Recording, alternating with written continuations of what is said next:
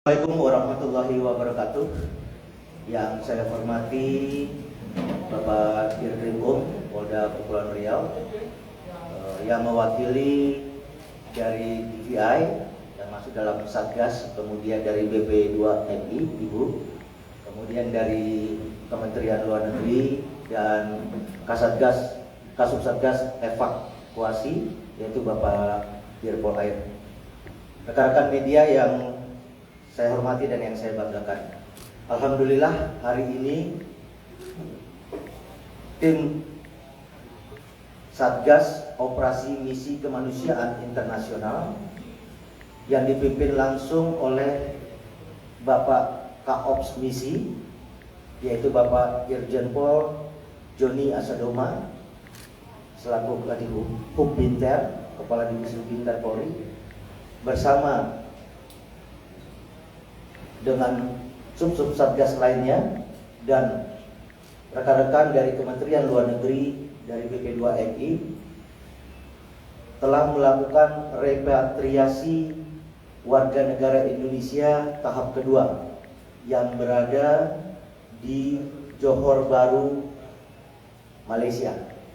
Rekan-rekan sekalian, kami tadi berangkat pukul 12.50 dari Pelabuhan Bintang 9 Batu Ampar dengan menggunakan kapal Korpol Airut, yaitu KP Laksamana 7012.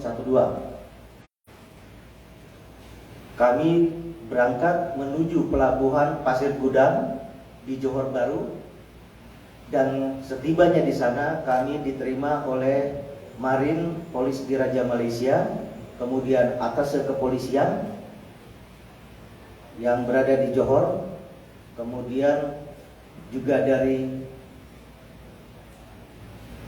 Kepala Staf ataupun kantor Konjen RI yang ada di Johor Bahru. Rekan-rekan sekalian, proses repatriasi tahap kedua ini kita membawa kembali warga negara Indonesia sebanyak 8 jenazah warga negara Indonesia. Kedelapan jenazah ini telah dilakukan proses identifikasi oleh pihak Polis Diraja Malaysia maupun Immigration. Kemudian kedelapan jenazah ini kita bawa kembali dan saat ini sudah berada di Rumah Sakit Bayangkara.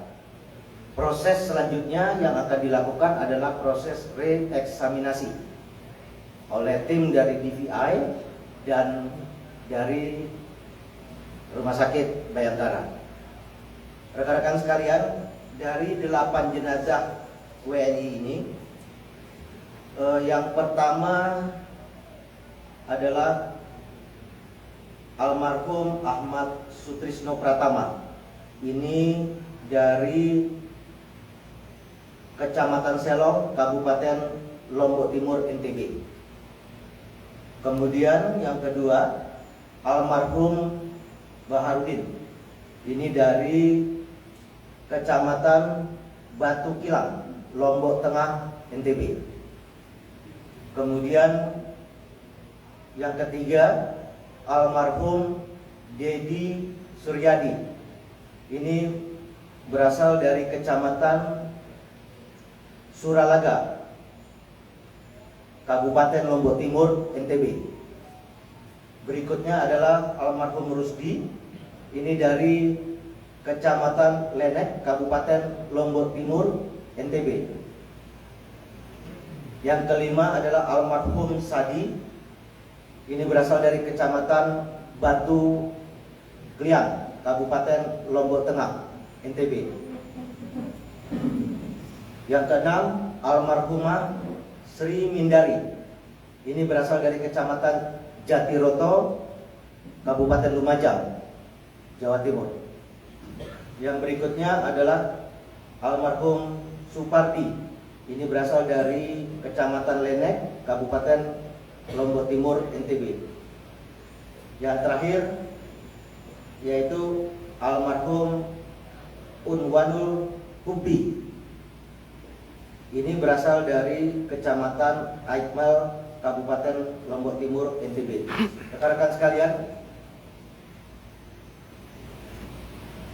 atas nama pemerintah, kami semua mengucapkan bela sungkawa atas meninggalnya warga negara kita yang berupaya untuk bekerja dan masuk secara tidak prosedural melalui wilayah perairan Malaysia. Oleh karena itu, ini menjadi pelajaran bagi kita semua, dan berkali-kali dari seluruh stakeholder selalu memberikan himbauan, edukasi kepada warga masyarakat kita yang akan bekerja di luar negeri, dimohon untuk bisa melalui proses yang benar, melalui jalur yang memang sudah sesuai ataupun ditentukan oleh undang-undang, sehingga ada perlindungan hukum terhadap warga negara kita yang bekerja di luar negeri. Rekan-rekan sekalian, dari hasil koordinasi Bapak Kaops Misi dengan pihak Immigration dan Polis di Raja Malaysia, bahwa masih ada 3 jenazah di sana. Namun sampai dengan hari ini, ketiga jenazah tersebut belum dapat dilakukan identifikasi, mengingat belum adanya data postmortem ataupun data pembanding yang bisa dijadikan acuan bagi pihak Immigration ataupun otoritas Malaysia.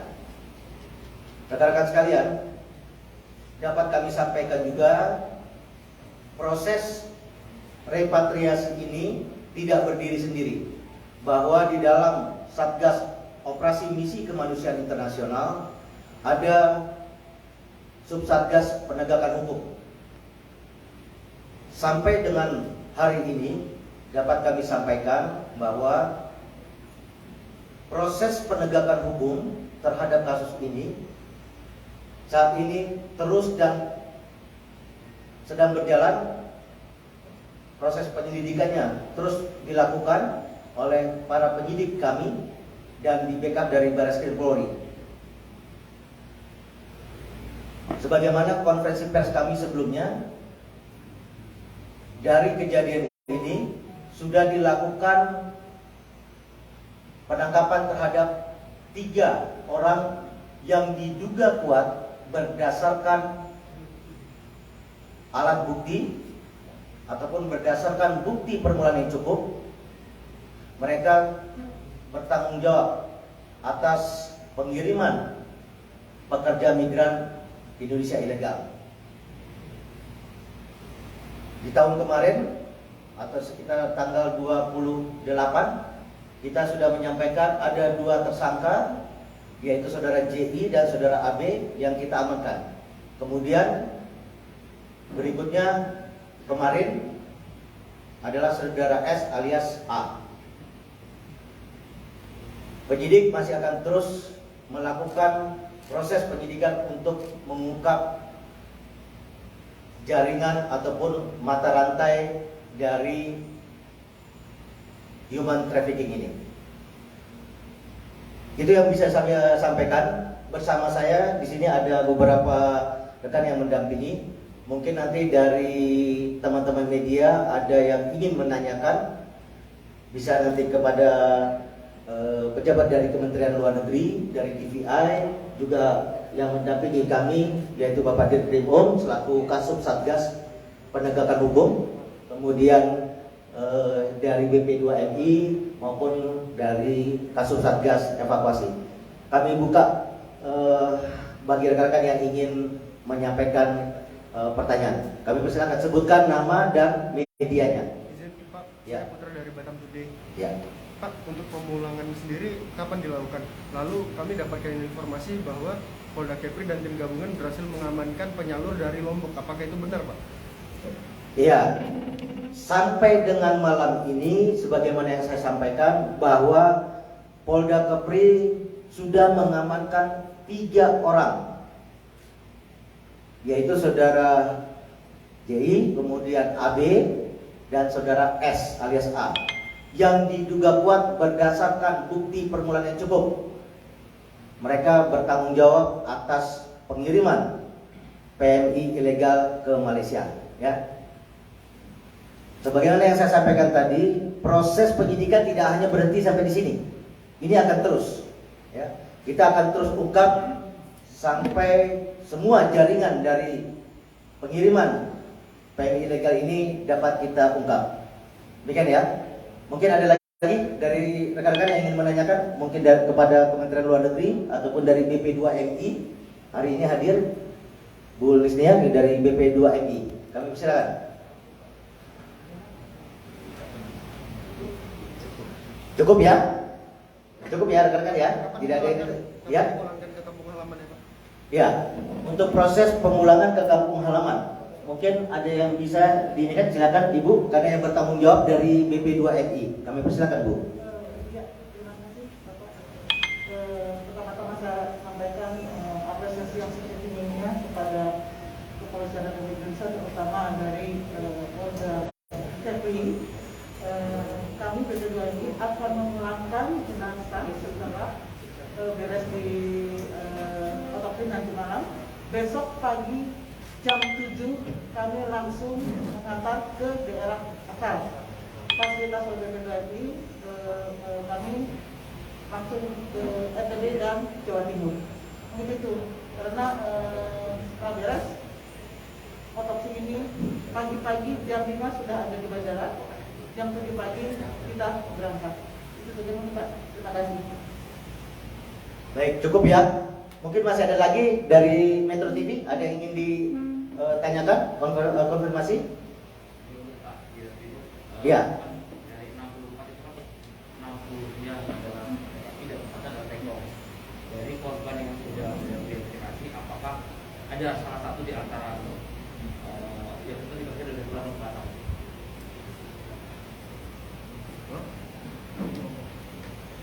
Gimana Mas? Ya. Izin, dari 64 yang korban itu kan 4 diantaranya diduga sebagai TEKO atau ABK. Namun apakah sudah ada identifikasi lebih lanjut terkait 21 orang yang sudah teridentifikasi? Apakah ada di antara ini 4 TEKO ini atau yang hilang atau kemudian yang masih belum teridentifikasi?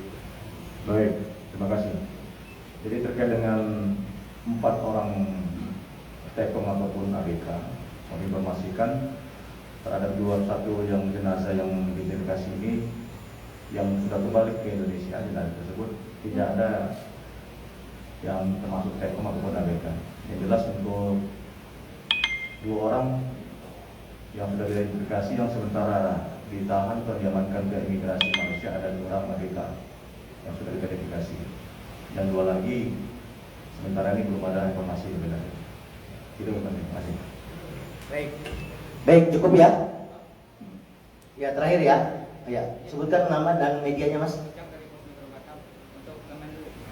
Kemenlu silakan. Sejauh ini koordinasi dari pemerintah pusat terhadap mobilitas pekerja migran seperti apa? Koordinasinya? Gimana bisa diulangi? Koordinasi dari pemerintah pusat ke Kemenlu seperti apa untuk pekerja migran? Koordinasi pemerintah pusat? Ya, ke Kemenlu. Ya,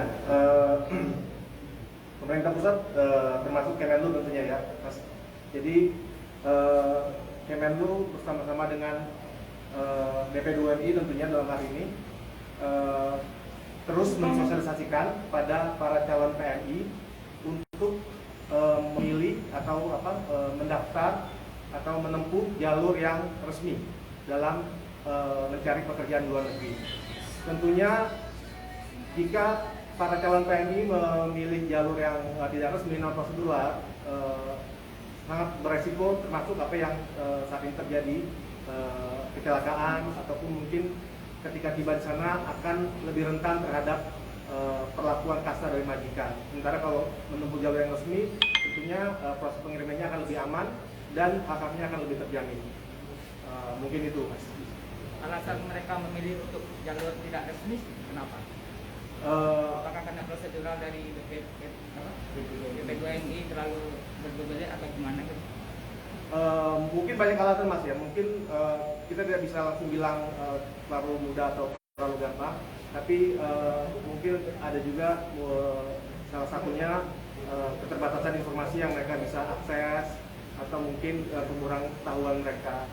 Namun tentunya pemerintah terus berupaya untuk mensosialisasikan dan terus kita lakukan melalui berbagai media, baik langsung maupun melalui media elektronik lainnya. Baik, cukup ya rekan-rekan ya. Ya. Baik, ini ada yang ingin ditambahkan oleh dari BP2 ini, silakan Bu Lis. Iya, terima kasih. Mungkin alasan kenapa mereka berangkat ilegal, salah satunya karena negara Malaysia kan sekarang masih tidak menerima PMI kita ya, prosedural. Satu, kedua, memang sindikasi mereka penempatan prosedural memang sekarang lagi marak karena salah satunya masa pandemi ini banyak negara penempatan yang menutup kedatangan PMI kita. Salah satunya itu, makanya penyebabnya mungkin itu. Karena Malaysia biasanya kan kita memberangkatkan secara prosedural, tetapi Malaysia tidak menerima seperti hari ini. Negaranya tidak menerima ke PMI. Jadi salah satunya ya akibatnya itu. Begitu. Terima kasih. Baik ya, saya rasa cukup. Terima kasih sekali lagi. Alhamdulillah tim yang berangkat yang dipimpin oleh Kaops Misi sudah kembali dengan selamat dan besok direncanakan BP2MI akan mulai melakukan proses pengembalian jenazah ke daerah asal atau keluarganya di daerah asal masing-masing.